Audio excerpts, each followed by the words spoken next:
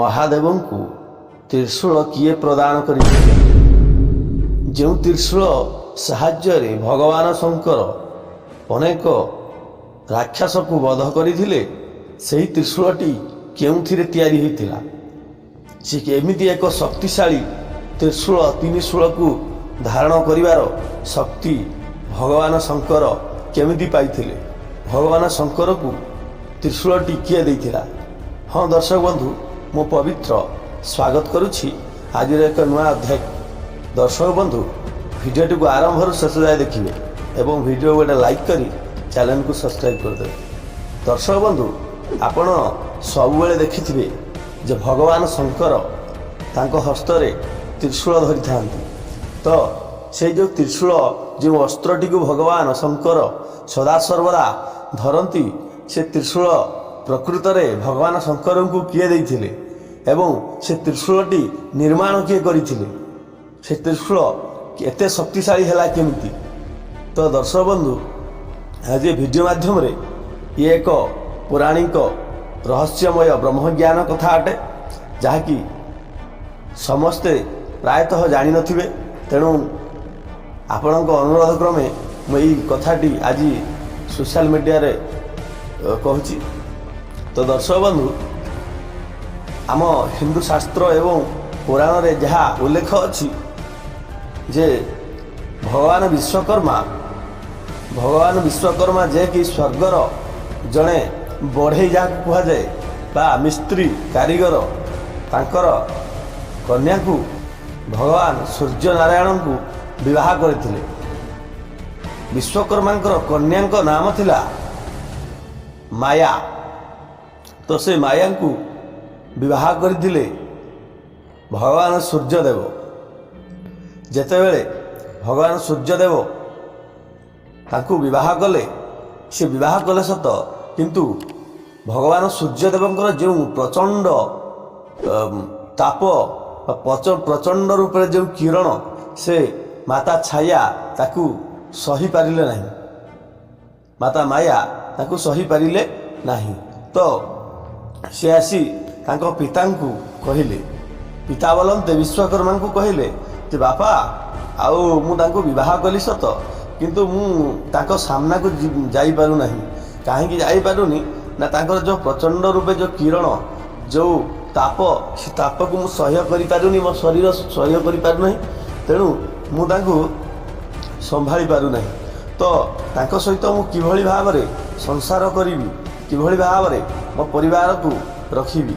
ତ ଏହି ସମୟରେ ସେ ଯେତେବେଳେ ମାତା ମାୟା ଯେତେବେଳେ କହିଲେ ତାଙ୍କ ପିତା ବିଶ୍ୱକର୍ମାଙ୍କୁ, ବିଶ୍ୱକର୍ମା ଯାଇ ଭଗବାନ ସୂର୍ଯ୍ୟନାରାୟଣଙ୍କୁ କହିଲେ, ଆଉ ତୁମର ଯେଉଁ ଏଇ ପ୍ରଚଣ୍ଡ ତାପ, ପ୍ରଚଣ୍ଡ କିରଣରେ ମୋ ଝିଅ ମାୟା ତୁମର ପାଖକୁ ଆସିପାରୁନାହିଁ।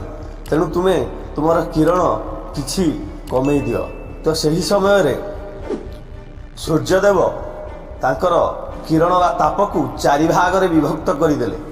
ଚାରି ଭାଗରେ ବିଭକ୍ତ କଲା ପରେ ଗୋଟିଏ ଭାଗ ସିଏ ରଖିଲେ ଏବଂ ଅନ୍ୟ ଯେଉଁ ତିନି ଭାଗ ସେ ଆମର ପୃଥିବୀକୁ ପଠାଇଦେଲେ। ଯେତେବେଳେ ପୃଥିବୀକୁ ପଠାଇଲେ, ସେଇ ତିନି ଭାଗ ଏତେ ଭୟଙ୍କର ତାଣ୍ଡବ ରଚିଲା ଯେ ପୃଥିବୀ ପ୍ରଳୟ ହେବା ପାଇଁ ମଧ୍ୟ ପ୍ରଳୟ ହେବା ଉପରେ ହିଁ ପଳେଇଲା। ତ ସେହି ସମୟରେ ଭଗବାନ ବ୍ରହ୍ମଦେବ ଆବିର୍ଭାବ ହୋଇ ବିଶ୍ୱକର୍ମାକୁ ଆଦେଶ ଦେଲେ ଯେ ବିଶ୍ୱକର୍ମା, ତୁମେ ଯାଇ ଯେଉଁ ସୂର୍ଯ୍ୟଦେବଙ୍କର ଯେଉଁ ତେଜ ବା କିରଣକୁ ସେ ତିନି ଭାଗରେ ବିଭକ୍ତ କରି ପୃଥିବୀରେ ପକାଇ ଦେଇଛନ୍ତି, ସେ ତିନି ଭାଗକୁ ତୁମେ ଏକାଠି କରି ଗୋଟିଏ ଅସ୍ତ୍ର ତିଆରି କର।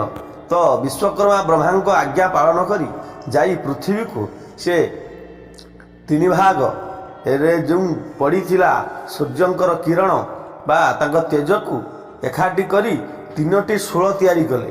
ତିନୋଟି ଶୂଳ, ଯାହାର ନାମ ତ୍ରିଶୂଳ ବୋଲି କୁହାଗଲା। ସେ ତ୍ରିଶୂଳଟି ତିଆରି କଲେ। ଯେତେବେଳେ ତ୍ରିଶୂଳ ତିଆରି କଲେ, ଯେତେ ଦେବତା, ଯେମିତିକି ସମସ୍ତଙ୍କୁ ଏଇ ତ୍ରିଶୂଳକୁ ଧରିବା ପାଇଁ କାହାର ସାମର୍ଥ୍ୟ ନଥିଲା, କାହାର ଶକ୍ତି ନଥିଲା, ସେ ସ୍ୱୟଂ ବ୍ରହ୍ମାଙ୍କର ବି ନଥିଲା।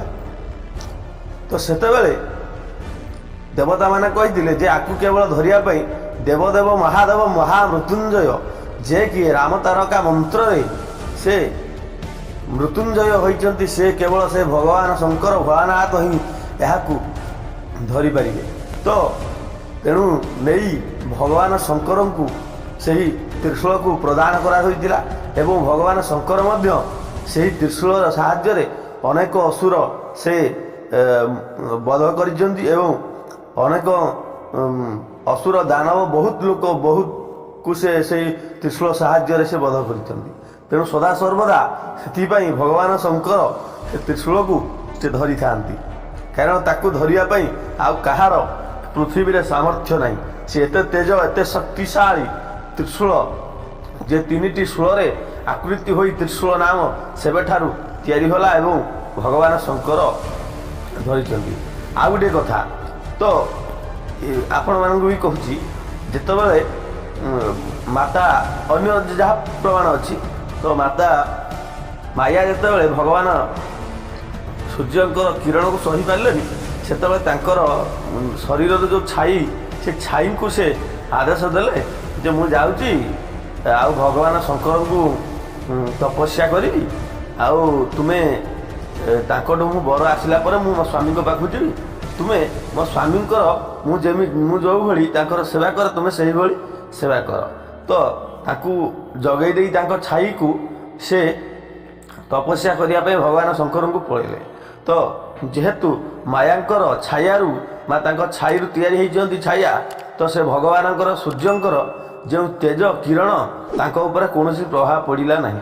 ତ ସିଏ ତାଙ୍କ ସହିତ ରହିଲେ ଏବଂ ସବୁ ପ୍ରକାର ସମ୍ପର୍କ ରଖିଲା ପରେ ତାଙ୍କ ଗର୍ଭରେ ଯେତେବେଳେ ସନ୍ତାନଟିଏ ହେଲା 9-10-6-7 ମାସ ହେଇଗଲା, ତ ସେତେବେଳେ ମାୟା ଆସିଲେ। ମାୟା ଆସିକି ସେ ମାନେ ସୂର୍ଯ୍ୟଙ୍କ ମନରେ ଡାଉଟ୍ ହେଲା ଯେ ତ ମାୟା ତ ମୋ ପାଖକୁ ଆସିପାରନ୍ତି ନାହିଁ, ଇଏ କ'ଣ ଆସିକି ମୋ ପାଖରେ ସବୁ କିଛି କରୁଛନ୍ତି। ତ ସିଏ ଯେତେବେଳେ ଦେଖିଲେ ଯେ ସେ ମାୟା ଯାଇ ତପସ୍ୟା କରୁଛନ୍ତି, ତ ସେତେବେଳେ ଯାଇକି ଭଗବାନ ଶଙ୍କର ଆସିକି ତାଙ୍କୁ ବର ଦେଲେ ଏବଂ ସୂର୍ଯ୍ୟଦେବ ଯାଇ ତାଙ୍କ ପାଖରେ ପହଞ୍ଚିଲେ। ସୂର୍ଯ୍ୟଦେବ ଯେତେବେଳେ ତାଙ୍କ ପାଖରେ ପହଞ୍ଚିଲେ, ସେତେବେଳେ ଆଉ ମାୟା ତାଙ୍କ ସୂର୍ଯ୍ୟଙ୍କର କିରଣରେ ଆଉ କୌଣସି ପ୍ରଭାବ ହେଲେ ନାହିଁ। ତ ସେ ସାଙ୍ଗ ହୋଇ ଆସିଲେ, ତାଙ୍କୁ ଛାୟାଙ୍କୁ ତାଙ୍କୁ ଏକାଠି ମାନେ ଯେମିତି କୁହନ୍ତି ବହିଷ୍କାର କରିଥିଲେ। ତ ସେତେବେଳେ ମାୟା ଦେବୀ ବି କିଛି କଲେ ନାହିଁ। ତ ସେହି ସମୟରେ ଛାୟା ଅତି ମନ ଦୁଃଖର ସହିତ ସେ ଯାଇ ଜଙ୍ଗଲରେ ବାସ କଲେ। ସେହିଠାରୁ ତାଙ୍କର ସୂର୍ଯ୍ୟଙ୍କ ଔରସରୁ ଏବଂ ଛାୟାଙ୍କ ଯେଉଁ ତାଙ୍କ ଗର୍ଭରୁ ଜନ୍ମ ହେଲେ ଶନିଦେବ। ଯେତେବେଳେ ଶନିଦେବ ଜନ୍ମ ହେଲେ, ଭଗବାନ ଶଙ୍କରଙ୍କର ଆଶୀର୍ବାଦ ନେଇ ସେ ଜନ୍ମ ହେଲେ ଏବଂ ସେ ଯେତେବେଳେ ତାଙ୍କ ମାତାଙ୍କୁ ବା ଛାୟାଙ୍କୁ ପଚାରିଲେ ଯେ ଆଉ ତୁମେ ମାତା ମୋ ବାପା କିଏ, ତ ସେତେବେଳେ ମାତା ଛାୟା କହିଥିଲେ ଯେ ତୁମର ବାପା ହେଲେ ସୂର୍ଯ୍ୟଦେବ। ତାକୁ ପୁରା ଡିଟେଲରେ କହିଦେଇଥିଲେ ଏଇଭଳି ଭାବରେ ତୁମେ ଜନ୍ମ ହେଇଛ। ଆଉ ସେ ଯେତେବେଳେ ସିଏ ତାଙ୍କ ସ୍ତ୍ରୀକୁ ପାଇଲେ ମୋତେ ଏମିତି ବିତାଡ଼ିତ କରିଥିଲେ। ତ ସେତେବେଳେ ସେ କ୍ରୋଧବରରେ ରାଗରେ ସେ ଯାଇ ପହଞ୍ଚିଥିଲେ ତାଙ୍କର ସଭା ମଧ୍ୟରେ। ସେ ସଭାରେ ପହଞ୍ଚିଥିଲେ, ସେ ରାଗରେ ସୂର୍ଯ୍ୟଦେବ ଯେଉଁ ତେଜ ବା କିରଣ ଯୋଗୁଁ ସେ ଗର୍ବ କରୁଥିଲେ, ତାଙ୍କ ତେଜକୁ ସେ ଶନିଙ୍କର କୂପ ଦୃଷ୍ଟିରେ ପୁରା କଳା କରିଦେଲେ। କେବଳ ମୁଖମଣ୍ଡଳଟି ଥିଲା, ଯାହାଫଳରେ ଶନିଙ୍କର ଏତେ ପ୍ରଚଣ୍ଡ କୋପ ସେ ତାଙ୍କୁ ମଧ୍ୟ ତାଙ୍କ ବାପାଙ୍କୁ ମଧ୍ୟ ସେ ଛାଡ଼ି ନଥିଲେ, କଳା କରିଦେଇଥିଲେ। ସେହି ସମୟରେ ତ୍ରିଦେବ ପ୍ରକଟ ହୋଇ ଶନିଦେବଙ୍କୁ ସେ ଗ୍ରହର ଶ୍ରେଷ୍ଠ ଦେବ ବୋଲି ମର୍ଯ୍ୟାଦା ଦେଲେ ଏବଂ ତାଙ୍କ ବାପାଙ୍କର ମର୍ଯ୍ୟାଦା ଦେଲା ପରେ ଶନିଦେବ ତାଙ୍କୁ ମୁକ୍ତି କଲେ। ତ ଦର୍ଶକ ବନ୍ଧୁ, ଏହିଭଳି ଭାବରେ ଆମର ସନାତନ ଧର୍ମର ହିନ୍ଦୁ ଧର୍ମର ଅନେକ ସତ୍ୟ କଥା ଅଛି, ଗୁପ୍ତ କଥା ଅଛି, ରହସ୍ୟମୟ କଥା ଅଛି, ବ୍ରହ୍ମଜ୍ଞାନ କଥା ଅଛି। ତ ଦର୍ଶକ ବନ୍ଧୁ, ଆଜିର ଭିଡ଼ିଓଟି ଆପଣଙ୍କୁ କେମିତି ଲାଗିଲା? ଯଦି କିଛି ମିଷ୍ଟେକ୍ ହୋଇଯାଇଥାଏ ତାହେଲେ ଦୟାକରି ବଡ଼ ହୃଦୟରେ କ୍ଷମା କରିଦେବେ। ତ ଭିଡ଼ିଓଟିକୁ ଗୋଟେ ଲାଇକ୍ କରି ଚ୍ୟାନେଲକୁ ସଦାସର୍ବଦା ସବସ୍କ୍ରାଇବ୍ କରି ରଖନ୍ତୁ। ଯେହେତୁ ଏଇଟା ଗୋଟିଏ ବ୍ରହ୍ମଜ୍ଞାନ କଥା, ତ ଟିକେ ମିଷ୍ଟେକ୍ ହେଇଯାଇଥାଇପାରେ, ତ ଯଦି ମିଷ୍ଟେକ୍ ହେଇଥିବ କ୍ଷମା କରିଦେବେ। ତ ଆଜି ପାଇଁ ଏତିକି ରହୁଛି। ଜୟ ଜଗନ୍ନାଥ।